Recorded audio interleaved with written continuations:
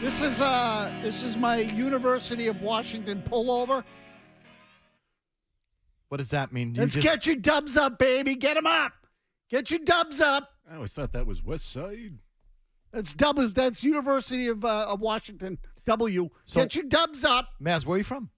I'm from Massachusetts. You were, I believe, born and raised in Watertown and then went to Belmont, right? That's also the Waltham. Also sorry. the W. There you go.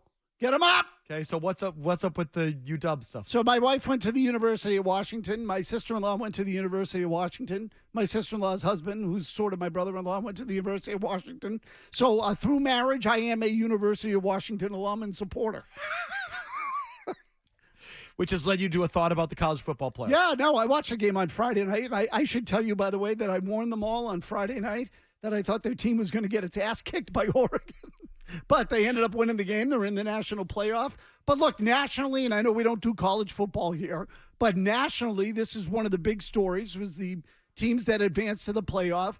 Alabama beat number 1 Georgia over the weekend. Alabama had been ranked 8th. They catapulted all the way up into the top 4. Georgia fell out. Alabama made the playoff, as everybody knows. Florida State, which went undefeated and was ahead of Alabama entering the conference championship games last weekend. Florida State got leapfrogged. They beat Louisville 16-6, and they have one of the best defenses in the country. I think Florida State got absolutely freaking porked in this thing because the committee that put together the Final Four didn't have the balls to leave the SEC out of it. They felt compelled to put an SEC team in there, so they chose Alabama. They chose the winner of the SEC championship game, which to me, I think is an injustice.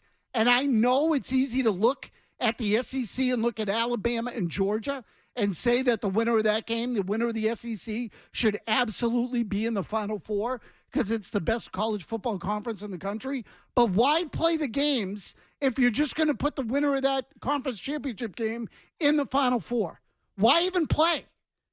Like during the season, so Florida State, which plays in a Power 5 conference in the ACC, they go undefeated and it doesn't matter?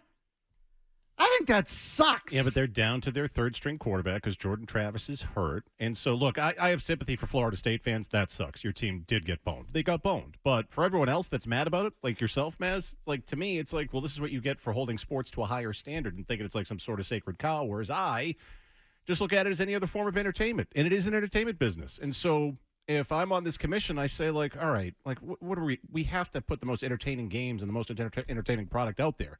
Yeah, there's going to be a lot of blowback. Yeah, people are going to be mad, and this doesn't make sense because they went undefeated.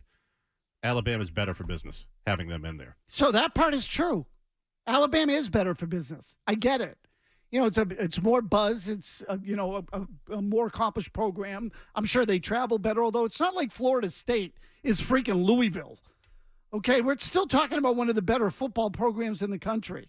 I'm a believer in, you play your way in. That's the whole point of having a freaking tournament. Well, this is why you expand the thing, right? Like, well, and next year they're going to. Yeah. So they're going to 12 next year. They are. But I just think, to me, I feel like Florida State got porked. And Alabama got in on its reputation. Okay, the SEC got in on its reputation. And I acknowledge that it's probably the best conference in the country. Probably. It's not even probably, right. It's not even probably. They are. But too bad. Then you know what? Alabama lost to Texas during the season. Texas is in. So my answer to those schools would be, well, don't lose. If Georgia lost in the championship game to Alabama, don't lose. Florida State went unbeaten. They deserve to be there. And Murray, so now we're going to make judgments on how good your third-string quarterback is? Didn't Ohio State lose its quarterbacks one year and ended up with, what's his name, Cardale? Yeah, Cardale Jones. Jones. Yeah. Didn't they win it that year? I don't recall. Okay, so they get in with their backup quarterback. The committee put them in. What? Because they're Ohio State? So I just think if you're going to make the decision before they play the games, then what the hell are we doing? So you watched Oregon, Washington, Penix and Bo Nix. Your thoughts? So I would say in that game, I would lean Bo Nix. I don't like the way Penix throws, but he was good in that game. He was really, really good in that game. I just don't like his throwing mechanics. And so, Murray, you have a bias against left-handed quarterbacks. Yeah, I know. And in the Apple Cup, Penix sucked.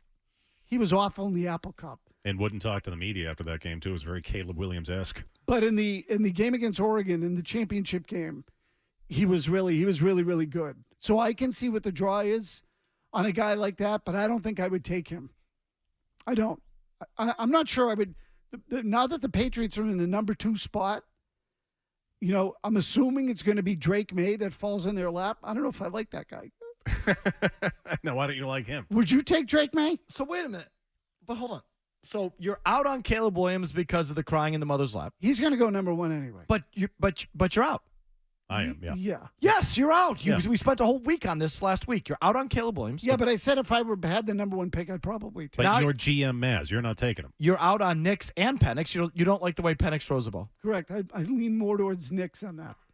And now you're questioning whether Drake May's any good. Correct. I mean, I would seriously consider a tackle at number 2. I'm serious. I You're would. kidding. So what do you do with the position? I can predict what the Patriots might do. Now, what would you do, GM Mazz? I would think about trading the number 2 pick and getting 2 firsts, taking a tackle, and then a quarterback later. Whether it's the kid from LSU or someone in the second or What's third your problem with round. Drake May? He feels like kind of a wuss. And where do you get that from? Just my gut.